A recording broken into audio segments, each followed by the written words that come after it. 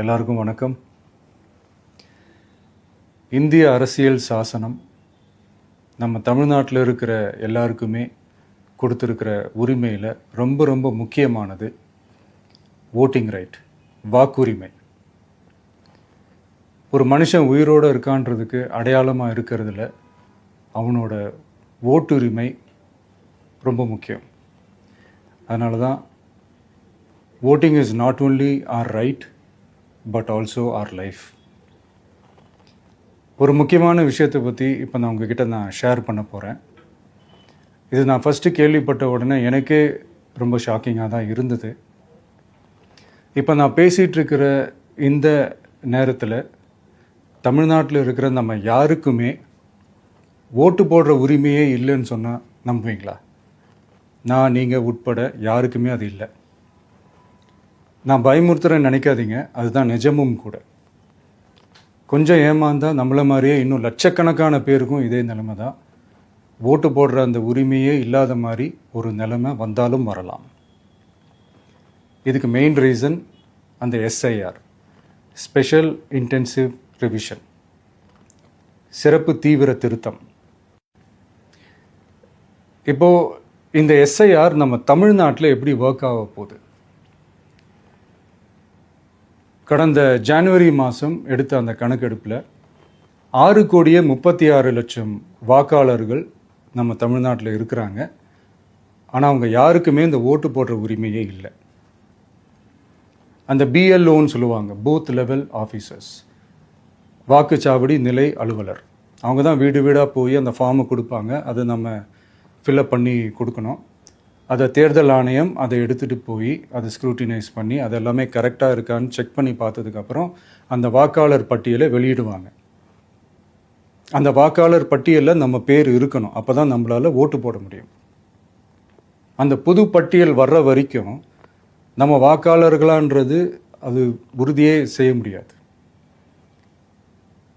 In case அந்த புது பட்டியலில் நம்ம பேர் இல்லைன்னா அது ஒரு தனி ப்ராசஸ், அது ஒரு தனி ஃபார்ம், அது ஒரு தனி கிளைம்ன்ற மாதிரி அது ஒரு வேறு வேலை.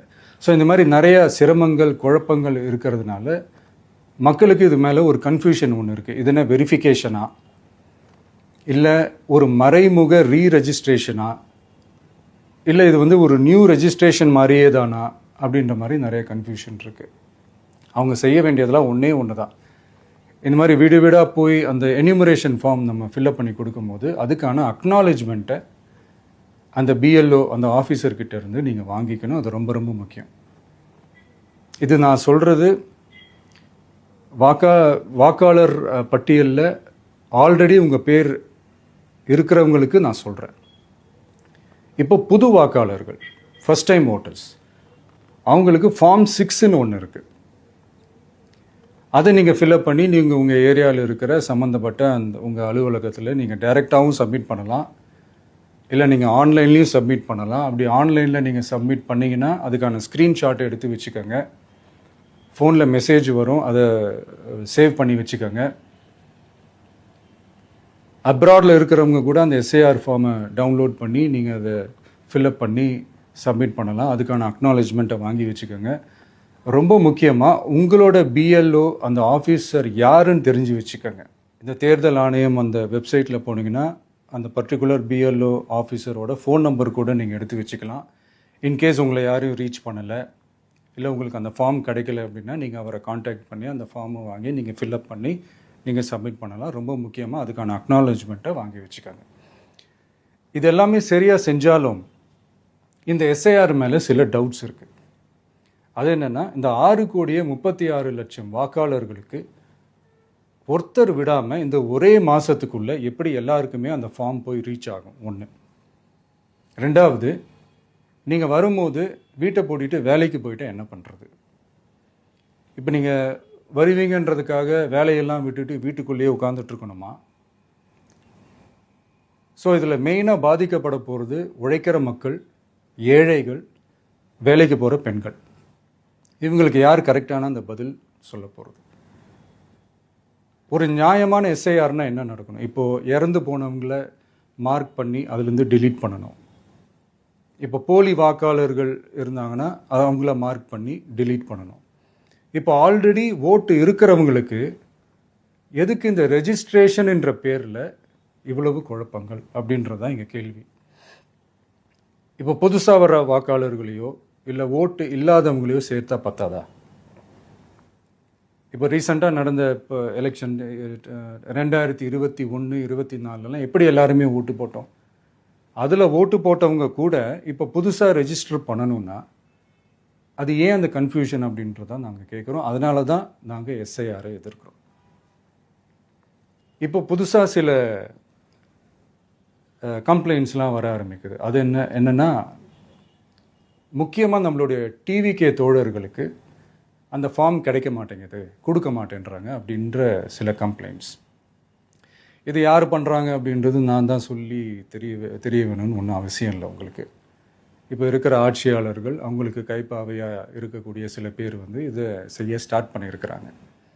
அதனால் மைடியர் வர்ச்சுவல் வாரியர்ஸ், இதை சாதாரணமாக எடுத்துக்காதீங்க. இது எல்லாருக்குமே அந்த ஃபார்ம் போய் ரீச் ஆகணும். இதில் ரொம்ப உறுதியாக இருங்க. அதையும் மீறி உங்களுக்கு அந்த ஃபார்ம் கிடைக்கலன்னா இருக்கவே இருக்கும் ஆன்லைன்.